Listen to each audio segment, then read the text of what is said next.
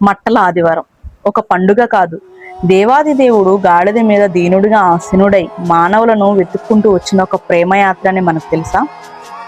యోహాను సువార్త 2వ అధ్యాయం 4వ వచనం, యోహాను సువార్త 7వ అధ్యాయం 6వ వచనంలో తల్లి సహోదరులు యేసయ్య దేవుడని లోకానికి తెలియజేసే ప్రయత్నాలు చేసినప్పుడు నా సమయం ఇంకా రాలేదని వారితో చెప్పిన యేసయ్య ఇంకా 5 రోజులకు శిలువపై ప్రాణం పెట్టడానికి ముందు ఒక పెద్ద ఊరేగింపు ఆయన సిద్ధం చేసుకున్నారు.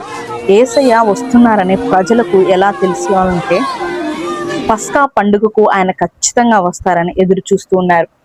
ఎందుకు ప్రభు కొరకు మటలతో ఎదురు చూస్తున్నారంటే ప్రభువు 3.5 సంవత్సరం నుండి అద్భుతాలు చేస్తూ 4 దినాలు కుళ్ళిపోయిన లాజరు శరీరాన్ని బ్రతికించడం వలన ప్రభువు మీద పూర్తి విశ్వాసంతో ఉన్నారు. హోసన్నా జయము జయము అని వారు అన్నవారే 5 రోజులకే సిలువ వేయమన్నారంటే ప్రధాన యాజకులు పెద్దల మాటలు విని మోసపోయారు అని మత్తయి సువార్త 27వ అధ్యాయం 20వ వచనంలో వ్రాయబడి ఉంది.